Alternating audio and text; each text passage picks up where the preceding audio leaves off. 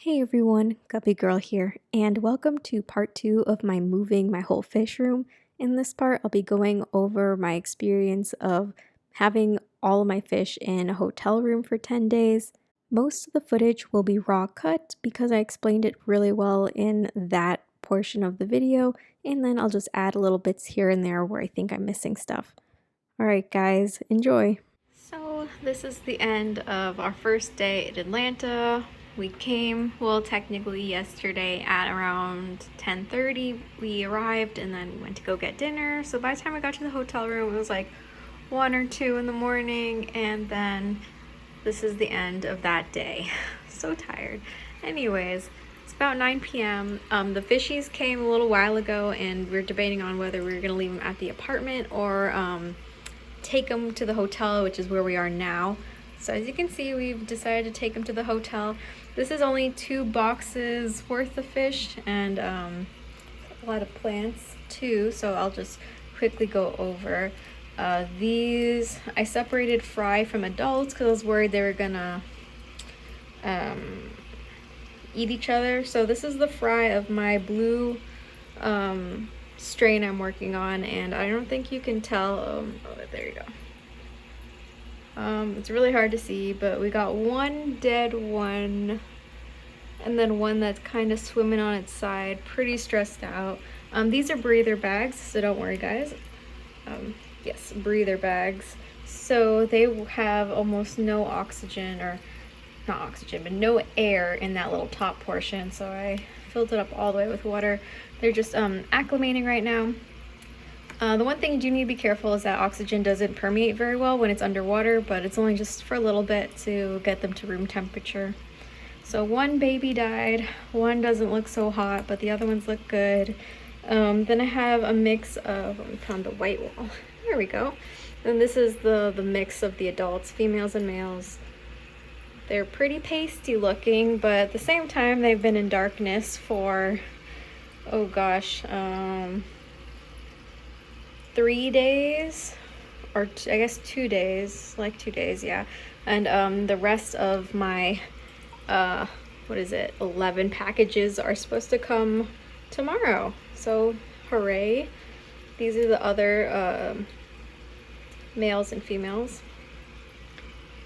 Okay, so they're just acclimating in this water and everything's dechlorinated. Now I ran into like this huge issue where we had to go to the post office the time the movers were coming to take all our stuff, and I just barely, with my husband's help, bless his heart, he was helping me take apart tanks and take out dirty tank water and gravel, and it was like an utter nightmare at like 5 in the morning. We're like scrambling to do that, but yeah, so we ended up getting everybody shipped, but all of my stuff, like I had a bunch of bins and a bunch of chemicals like dechlorinator and food and all my stuff, basically that ended up getting packed by the movers and won't be coming back to us until the 25th, and it is the, what is it, the 17th, I believe. These, once I bought these at Target, I realized I have no way of measuring how much volume that these can hold, and even though it says here, you can see 6 quarts, basically that's like, I'm thinking, do they mean 6 quarts like to where this hole is in the inside? Like I think they mean like to the rim, which I can't fill it to the rim because there's a hole for these little latches, so water is gonna come out of there if I filled it up all the way. So I'm panicking, and I thankfully bought energy drink with me, which was exactly 16 ounces, which is 2 cups, which is, there's 16 cups in a gallon, so I needed 8 to fill this 8 times, and then we got 1 gallon of water, which is pretty much to the little edge here, just slightly over, and that's 1 gallon. So then after I figured out how to measure the water, then I was like, okay, no problem, we're gonna make some dechlorinized water now. And then I realized I don't like have anything to measure my dechlorinator that I just bought, because I also did not bring dechlorinator, or I mean, I wanted to, but it got packed. So you can see here it's 5 milliliters for every 50 US gallons. So that's 1 milliliter for 10 US gallons, or 0.1 milliliters for 1 gallon. And you're thinking, how the heck am I going to measure 0.1? Well, I had like a really tiny pipette that I also wanted to bring, which isn't here. And that measures basically like up to 1 milliliter. So it has like notches every 0.1. And from pre-mixing my water in jugs, 1 gallon jugs, and having to measure out the prime for that I know that's 2 drops for every 1 gallon. So this might work for you if this is like the same conversion of like a similar 5 milliliters to 50 US gallons, or something of that like derivative. So like if you had like 1 milliliter for 10 US gallons, something like that along those lines, then this could work for you. But it's 2 drops of the prime. So I don't have a dropper, so I filled up this little teaspoon, which I brought for salt, but then the salt got packed. Bunch of things that like were supposed to go with other things, but this ended up being really handy because I filled this up and with, well, not too much, but I filled it up with prime. I dunked 2 fingers in there, was separated, and then when I lift them up and go over the tank and put the fingers together, a little drop, like 1 single drop, will drip into here. So I put 2 drops in all of my little water bins. I was a little concerned because this is all like not exact, but I mean, I'm a very exact person when I do my tanks at home. Maybe I know people use like the little, if you buy the API dechlorinator, you put it in like the little cup that comes at the top, and that's really just eyeballing it at that point. So maybe everything will be fine. This is probably fine. I'm gonna let it sit for a little longer, and the temperature, I mean, I think it's like pretty decent temperature in here. Like, I'm comfortable, but maybe not everyone is comfortable at 77 degrees. I'm used to it. 80 is like pushing it. I'm like sweating a bit at 80. And over here are all my plants. Oh, I should go over this one real fast. So we do have cherry shrimp. Oh, and I used stickers to kind of label my bags. So all these, well, it's hard to see, but all these are blue because they all came from the same tank. And these are my blue, I'm calling them Blue Lagoon, but I mean, that's just what I call them.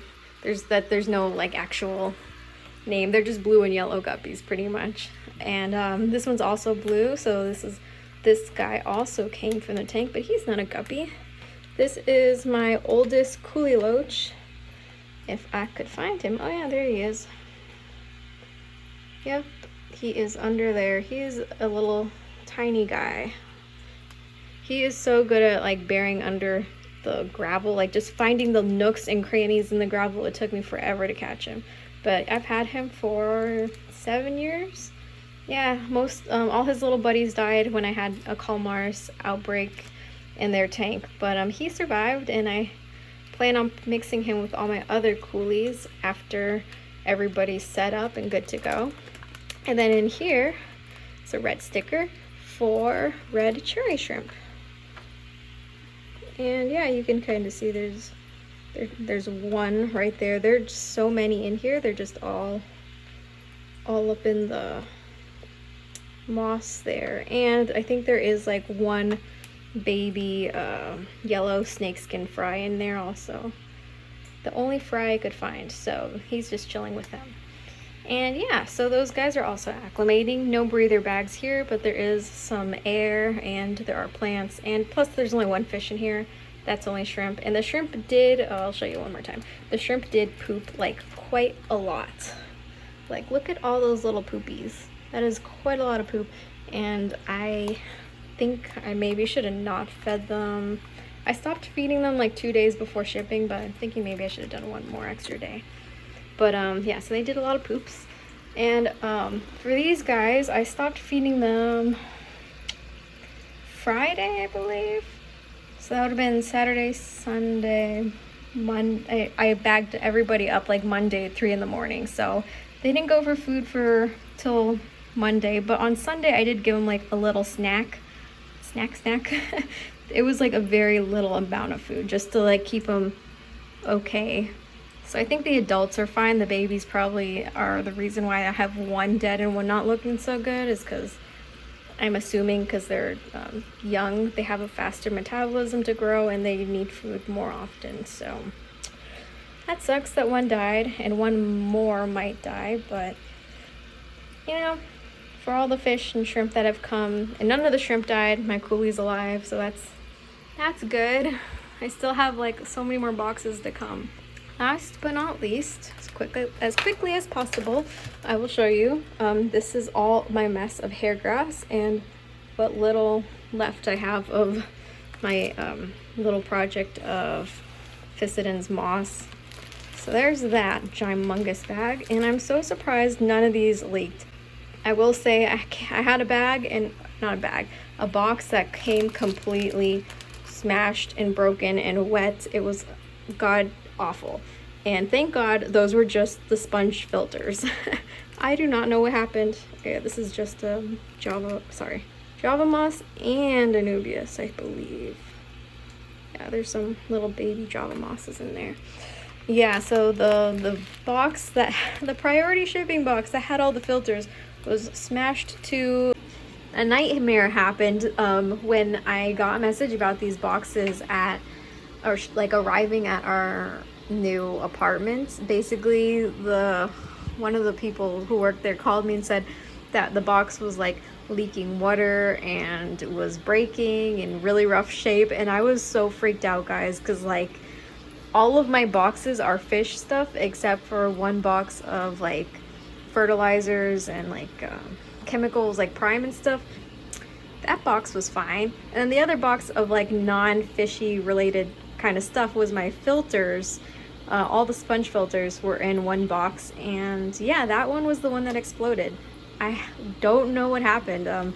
I got it and it was all just falling apart. Like the box was literally just half of it was just soaked and just disintegrating in your hand. So all the sponge filters were still wet and still in baggies, and all the rubber bands were still on. So I have yet to inspect that. They're all like kind of sitting in the sink at my apartment. So I'll show you that when we go there tomorrow to pick up the rest of the fish. But yeah, those were all bad, very bad. I think they broke some of the sponge filters somehow, but anywho's, at least the box that broke was only sponge filters, and I'm just praying to God that none of the other 11 boxes are broken.